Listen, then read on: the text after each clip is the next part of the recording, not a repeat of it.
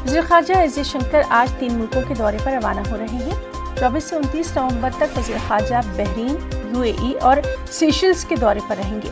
वज़ीर ख़ारजा के दौरे का पहला पड़ाव बहरीन है।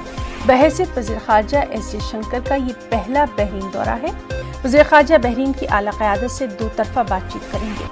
बहरीन से वज़ीर ख़ारजा यूएई के लिए रवाना होंगे, जहाँ 26 नवंबर को वो शेख अब्दुल्ला बिन ज़ायद अल नहयान से मुलाकात करेंगे। वज़ीर ख़ारजा का तीसरा और आखिरी पड़ाव सेशल्स होगा। वो सेशल्स के नौमुंतखब सदर और वज़ीर ख़ारजा से मुलाकात करेंगे। और दिल्ली से इस वक्त हमारे साथ मौजूद हैं हमारे साथी शैलेंद्र वांगूर। शैलेंद्र, एस जयशंकर का ये दौरा कितनी अहमियत का हामिल समझा जा रहा है, तफसीलात चाहेंगे? बिल्कुल, विदेश मंत्री एस जयशंकर 24 से 29 नवंबर यानी आज से ये दौरा शुरू होगा उनका।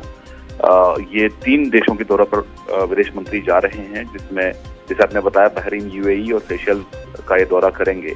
लेकिन आपको बता दें कि जिस तरह कोविड का पेंडेमिक दुनिया भर में फैला हुआ है, तो उस पर कैसे आगे बढ़ा जाए, इन मुद्दों पर बात होगी ही। लेकिन सबसे अहम बात यह है कि जब वो यूएई में होंगे, यूएई में वो 25 और 26 नवंबर यूएई में रहेंगे विदेश मंत्री। तो ऐसे में पेंडेमिक के चलते बहुत से जो इंडियंस वहाँ काम करते थे, उनको वापस भारत लौटना पड़ गया।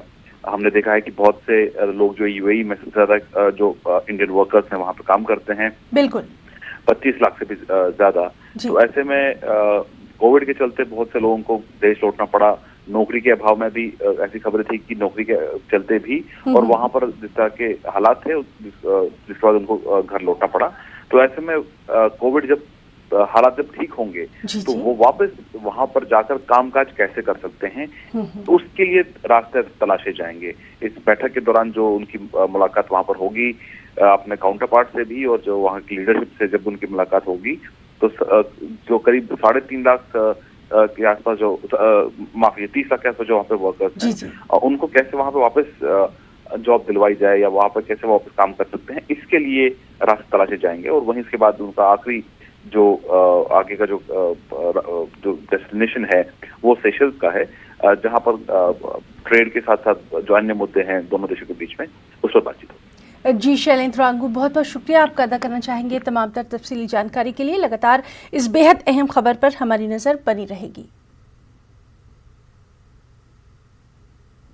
सेहतमंद रहने के लिए सबसे ज़रूरी है दूध, जिसमें मियारी प्रोटीन और कैल्शियम के लिए ज़रूरी है दूध। तो दूध पीजिए हर रोज़ 1 गिलास अमूल दूध। Stay home, stay fit. आदाब।